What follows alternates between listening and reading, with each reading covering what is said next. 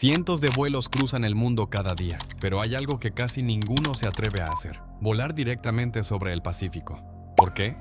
Podría parecer una decisión técnica, pero cuando descubres lo que realmente ocurre sobre ese inmenso océano, las razones se vuelven mucho más inquietantes. Primero, lo evidente: el océano Pacífico es enorme.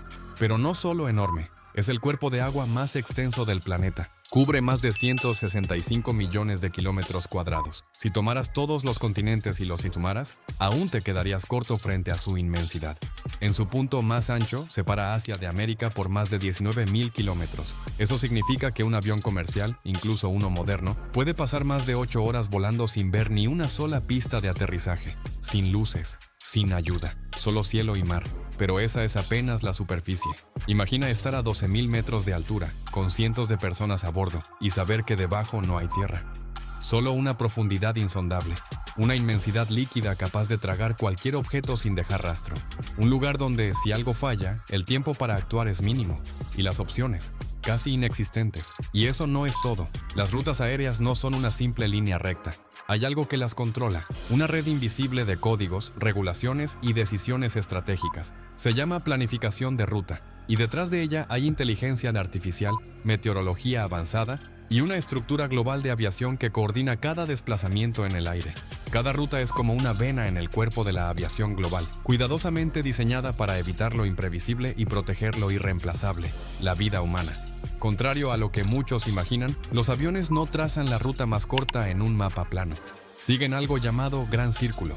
En un mapa tradicional, estas rutas se ven como arcos desviados, casi torpes, pero en la esfera terrestre son el camino más eficiente entre dos puntos. Es una paradoja visual que confunde a la mayoría, pero es la base de toda navegación aérea intercontinental. Aún así, no todo se reduce a eficiencia, porque incluso cuando el Gran Círculo parece pasar por el corazón del Pacífico, muchos vuelos lo evitan. ¿Por qué? ¿Qué hay ahí que no vemos? Aquí es donde el misterio se intensifica. Imagina un fallo de motor, una despresurización, una urgencia médica. En Europa o el Atlántico hay opciones: territorios cercanos, aeropuertos alternativos, ayuda en cuestión de minutos. Pero en el corazón del Pacífico no hay nada, literalmente nada. Ni tierra firme, ni radares constantes, ni pistas de emergencia. Solo una inmensidad azul que parece infinita, indiferente y brutalmente silenciosa. Esa soledad aérea impone reglas distintas. En ese espacio no importa cuán avanzado sea el avión o cuánta experiencia tenga la tripulación.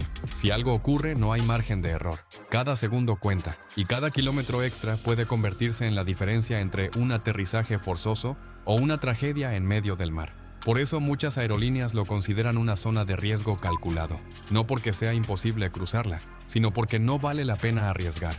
Prefieren desviar sus rutas al norte, aprovechando la cercanía de Alaska, el estrecho de Bering y las bases militares estadounidenses, lugares donde al menos hay tierra firme bajo las alas. O se desvían al sur, bordeando Hawái, tocando Tahití o incluso recalculando por Australia. Son trayectos más largos, sí, pero en aviación, 1 hora más de vuelo cuesta menos que una historia que termina mal. Y no es solo teoría, hay casos reales que lo demuestran, como el del vuelo United 826, un Boeing 747 de United Airlines que, en 2008, experimentó una fuerte turbulencia mientras cruzaba el Pacífico. Varias personas resultaron heridas. El avión, sin más opciones viables, tuvo que realizar un aterrizaje de emergencia en Midway Island. Esta pequeña pista, remanente de la Segunda Guerra Mundial, fue la única posibilidad de salvación en miles de kilómetros a la redonda. Una isla solitaria que, de no existir, habría dejado al avión sin destino posible. También está el caso del vuelo ANA 175, de All Nippon Airways. Iba de Tokio a San Francisco cuando, en mitad del trayecto, una alarma técnica obligó al piloto a tomar una decisión crítica. ¿Seguir adelante? Imposible.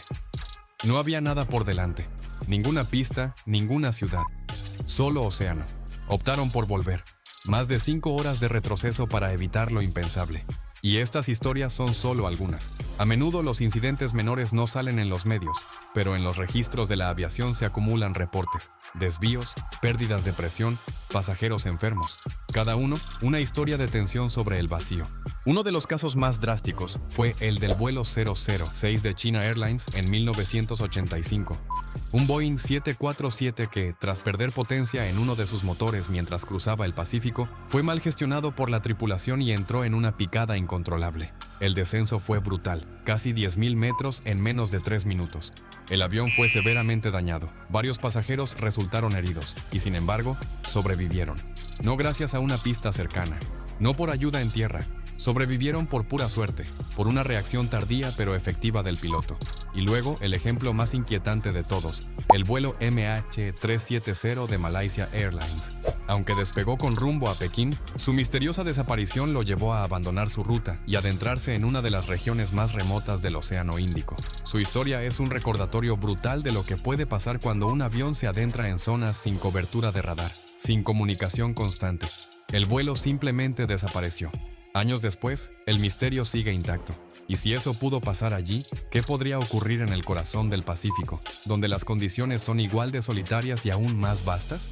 Silencio, incertidumbre y un océano inmenso como único testigo. Pero hay algo más, algo que muy pocos pasajeros saben.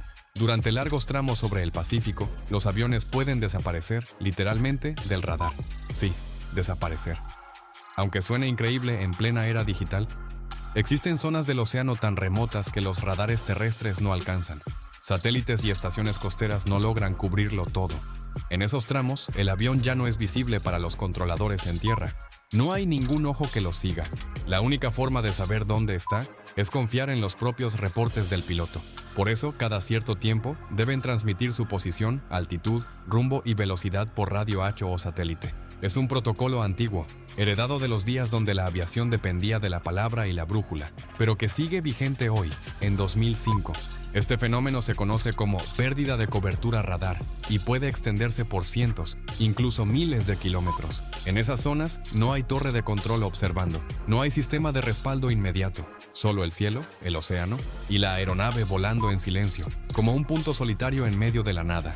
Si un avión sufre una falla o se desvía de su curso sin previo aviso, puede pasar demasiado tiempo antes de que alguien se dé cuenta, y cuando el tiempo es vital, ese retraso puede ser letal. Las unidades de rescate no tienen una ubicación precisa, no hay transpondedor visible, solo suposiciones. En esos tramos, cada segundo que pasa sin contacto es una sombra que crece. Por eso las aerolíneas lo saben y lo evitan. Prefieren rutas donde haya monitoreo constante, donde si un avión pierde altitud o cambia su curso, alguien lo vea, donde una emergencia no se convierta en un fantasma sobre el mar, perdido para siempre en una extensión azul sin memoria. Pero hay algo más, las corrientes de aire, los famosos jet streams. Estas corrientes pueden acelerar o frenar un avión en cientos de kilómetros por hora. Las aerolíneas las estudian como si fueran ríos invisibles, buscando siempre surfearlas o evitarlas. Las rutas entre Asia y América del Norte, por ejemplo, cambian según el sentido de estos vientos. Un vuelo de Tokio a San Francisco puede ser rápido y recto un día, y al siguiente zigzaguear cientos de kilómetros para evitar una corriente contraria. Y finalmente está la geopolítica. No todas las zonas del Pacífico son neutrales. Algunas están restringidas por razones militares, otras por acuerdos internacionales poco conocidos. El Océano Pacífico está salpicado de bases navales, zonas de pruebas militares y regiones controladas por países como Estados Unidos, China y Rusia. Algunas zonas son consideradas clasificadas o de acceso restringido para vuelos civiles. Incluso hay espacios aéreos donde la cobertura de radar es limitada o inexistente. Allí, los pilotos deben seguir protocolos antiguos, comunicar su posición cada cierto tiempo, como en los primeros días de la aviación intercontinental. Entonces, cuando ves que un avión va de Tokio a Los Ángeles haciendo una curva gigante por el norte, no es un error. Es un código coreografiado con precisión quirúrgica, no trazado por capricho, sino por necesidad, por supervivencia. Cada punto de esa trayectoria fue calculado para minimizar riesgos invisibles al ojo común.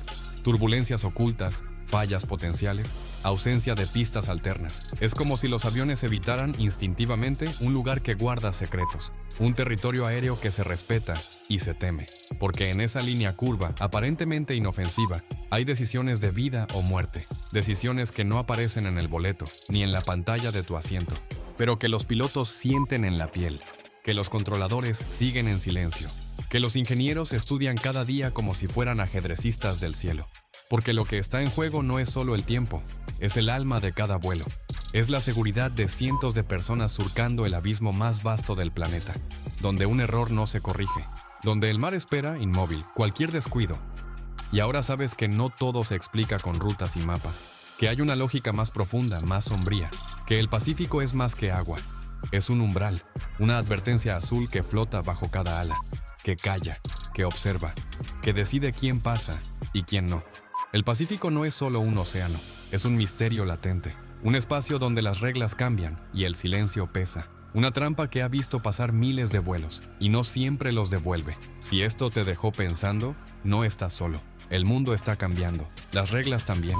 Y lo que ocurre allá arriba, en los cielos, es apenas una parte del rompecabezas. Hay más, mucho más. Suscríbete y acompáñanos en la próxima historia, porque lo desconocido apenas comienza.